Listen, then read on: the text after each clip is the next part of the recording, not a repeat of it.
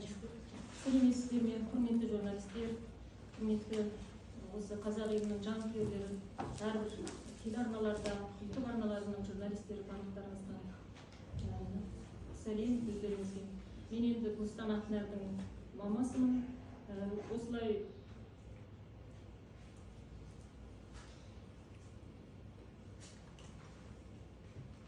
әділет іздеп сандалып жүргеніме 1 жылдан артық уақыт болды.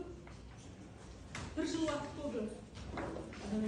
Енді делоның жалпы барысын айтатын болсам, бұл істің жалпы барысын айтатын болсам, 2024 жылы шілденің 20 күні қызым Ақнарды ЖК Амир 7-ші блок 133-ші пәтерде 2 қыз қинап, азаптап 7-ші қабаттан лақтырып жіберген. 7-ші қабаттан лақтырып жіберген. Енді сол күні маған, мен ол кезде Қытайда болдым, Қытай Халық Республикасына барғаныма 2 күнге болған семьямызбен. Сонымен түнгі сағат 2:30-дарда менің WhatsApp-ма жаңағы звонок келеді.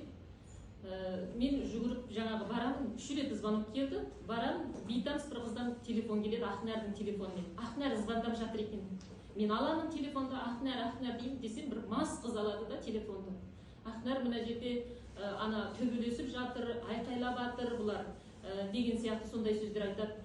Не дейді, бір қыздың жаңағы несі мамасы топырақтың астында деп айтты, сосын ақ болды, көк болды. Мен айттым, ондай болса бер Ақнарға телефонды дедім да, телефонды бер Ақнарға.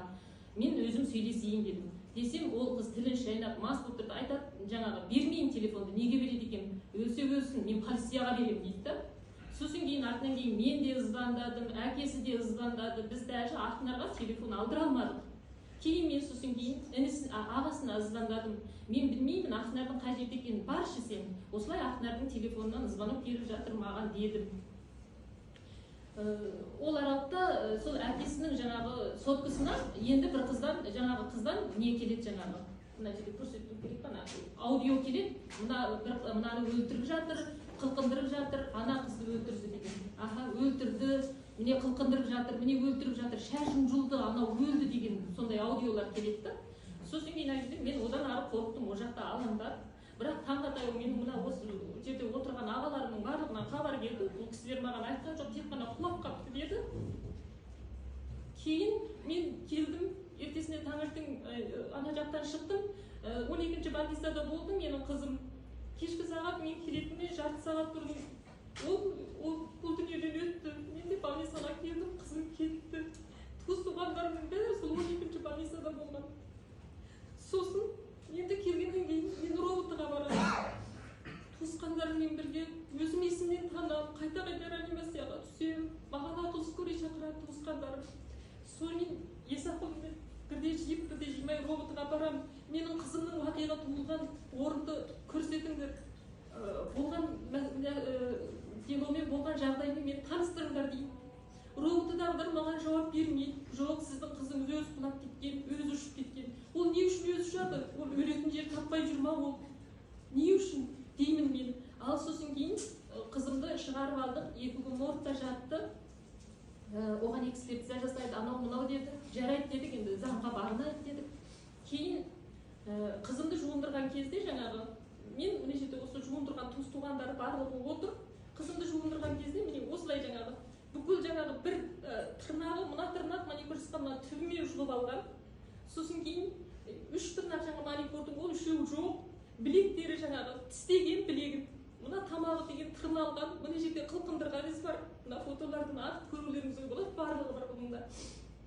Сосын кейін мына сол жақ бүйірі тебілген.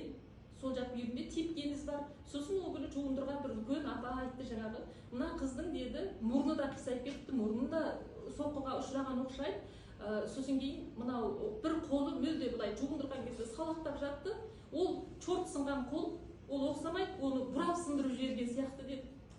Сосын кейін мына туыс-туғандарым бар, барлығы не қылды, қыздың шашы ұзын болған. Мына қылтасына қарай түсетін қазақ өскен қыз болған, сондай әдемі қыз болған, бизнесте жүреді өзі. Кеме университетінің несі Кореядан оқу келді ортасында. 5 тілге жетті, ағылшын тілі, Қытай тілі, орыс тілі, корей тілі, қазақ тілі, 5 тілге жетті қыз болған. Орта Азиядағы бүкіл Қытайдағы компаниялармен бірге, соның 8-9-10 компаниямен бірге жұмыс жасаған. Сондай қыз болған. Сосын енді жуындырған кезде шаш деген кәдімгідей суырылып түсті. Сол кездегі түскен шаш, мен ойладым, жаңағы мынаны апарып қызымның шашы ғой ұзын, мен мынаны жудырып тарап, жаңағы кемінде иіскеп жүрейін деп ойладым сағынған кезде деп. Бірақ мынаны бір туысқан осы сіңілдеріне біреу жуған еді, мынау қайтыс болғаннан кейін алынған шаш осы иленіп қалады. Мынау өзі мынадай шаш болған негізі. Сосын роботқа келгеннен кейін осы фотолардың барлығын түгел тапсырамын. Экспертиза жасайтын болсаңыздар, медициналық экспертизада айтыңыздар, мына құлағанға дейінгі дене жарақаттар деген. Міне мен түгел видеоға түсіріп, фотоға түсіріп, мен туысқандарым бар, бәріміз осылай, міне тапты дәлелдер деп беремін. Экспертизаның нәтижесін күтіңіздер.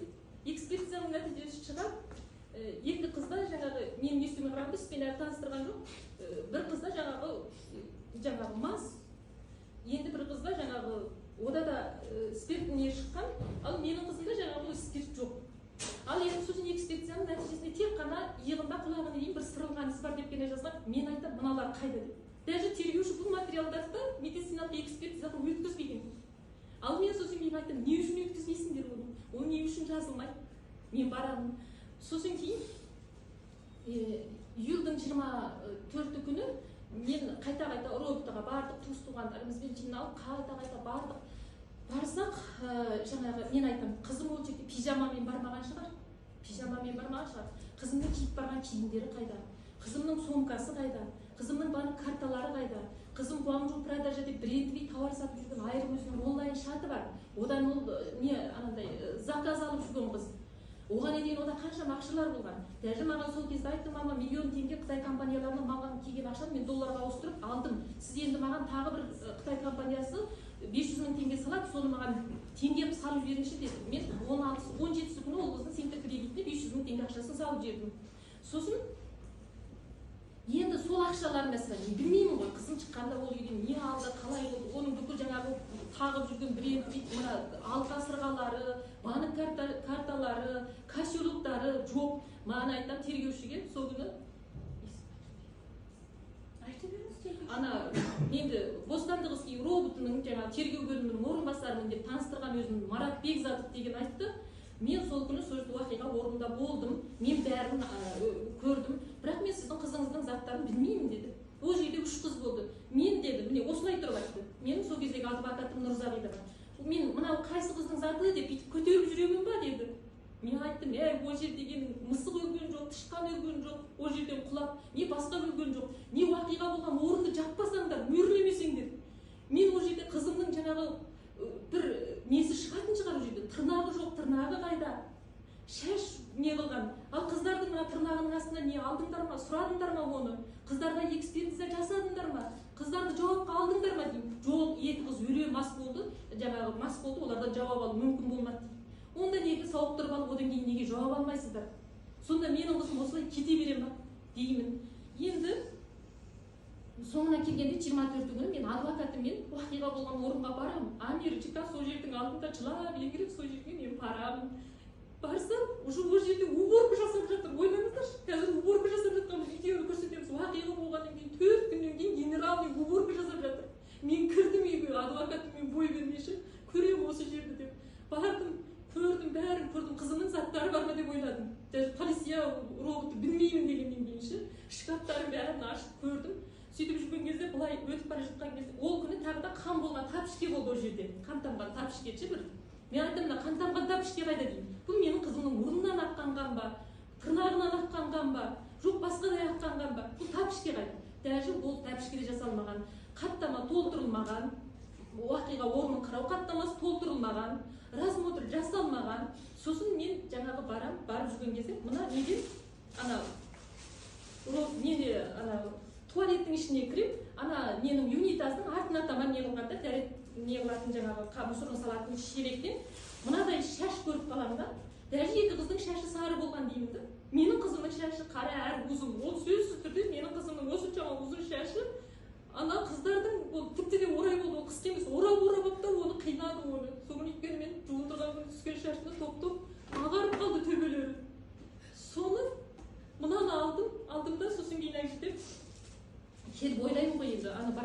зиратына жаңа болмаса топырағына көміп несетін шығардым деп кейін бұны менімен маған осындай инга сияқты бір заңгер айтты, мынаны экспедицияға беріңіз деп. Даже күннен күнге дейін мен қайсы күні ЕМВД-дан келген кезде де оларға да айттым, мынаны экспедицияға берейін, менің ДНК-мен қосып салыстырыңдар мынаны. Сол күні сол жерде екі қыздың шашы қысқа сары, менің қызымның шашы ғана осындай. Сол үшін мен күмәндап мынаны өстіп солай алғам деймін. Енді соншама азапталады, қиналады. Сосын кейін бұлар жаңағы скорыйға звондайды, қызымның телефоны сол қыздардың қолында болады. Қызыма алдырмайды телефоны. Әне жерде отыр менің туысқандарым. 7 адам звондайды, жалынады. Берші, Ақнарға телефонды берші, біз өзіміз сөйлесейік дейді. Бермейді. Кетіп бара жатқан ағасы да айтады, адрес айтшы, қай жерде Амир, қайсы квартира, айтпайды. Екі қыз, сосын ана бір ағасын айтқан, кетіп бара жатқан, мен таяп қалдым міне дейді ғой енді ағасы. Десе, ана қыз айтқан ғой, жоқ, немене ана қызды өлтіретін болды деген ғой, өлтіретін болды, шашын жұлып жатыр, өлтіретін болды десе, айтқан, жындысың ба, барсаңшы. Болмаса жаңағы көршілеріңді шақыр, болмаса полицияға мәлімде. Сен анда ұқсап отырғаныңның өзі, сен өзің ертең күні қылмыстық жауапкершілік саған. Десе тілін шайнап, ол тағы да жаңағы рейдара сөйлейді. Ал маған не қылған кезде, арақта бір не қылған кезде айтты мен. Болмаса лифтке шығарып жібер дедім. Болмаса жаңағы көршілеріңді шақыр, полиция шақыр. Шақырмаймын деді анамыз. Шақырмаймын деді. Сонымен енді міне осы уақиға осылай болды. Сол рассмотр жасалмаған туралы менің адвокатыма тура сол кезде менің қасымда Нұрзағи, Құдабаева Нұрзағи деген адвокатым тұрды. Соның көзінше неден Біржан деген жігіт звондады. Фамилиясын білмеймін. Бостандық іске роботыдан ше. Нұрзағи ханым, сәлемдесіз бе деді. Біз барып қазір ана уақиға болған орынға рассмотр жасасақ деді. Бәрін жұмсаған. Дегеннен кейін естерің дұрыс па деді менің адвокатым. Естерің дұрыс па? Қазір бұл жерде генеральный уборка жасалып кеткен ғой деді. Ал сосын кейін мен ертесінде тағы да одан бұрын жаңағы қызым қайтыс болғаннан кейін енді неде моргта жатқан кезде мен сол күні уақиға орнына барып деген Кемектің бір студенті сол қыздар шақырды деді. Сол Ернар деген балаға кездестім да. Ернар деген балаға Ернарға айттым, сен роботты не үшін шақырдың дедім. Маған айтады, тәте білмеймін дейді. Мен ол күні олармен бірге отырған жоқпын. Ол уақиға орнында мен жоқпын. Мен не үшін шақырғанын білмеймін. Даже роботта отырғандар менен сұрады дейді. Ақнар жынды ма еді, психикалық ауруы бар ма еді, сен не білесің деген сияқты маған. Мен айттым дейді, ол ақилат қыз, жап-жақсы қыз. Мен қалай айтамын сендерге? Дедім дейді. Бірақ шыққаннан кейін екі қыз айтты дейді, не қылғаннан кейін, ана қызыл жоса мына жаңағы белгі қойып тастаған недерді өздерің жуыңдар деп айтты. Сосын ертесінде біз екеуміз жаңағы базардан анандай уборка жасайтын нәрселерді алып, ертесі сол үйді біз тазаладық деп айтты. Ал сонда кілемнің үстінде менің қызымның жаңағы осындай шаштары қалып қалуы мүмкін, я болмаса жаңағы тырнақтары қалуы мүмкін, қан болған тәпішке жоқ.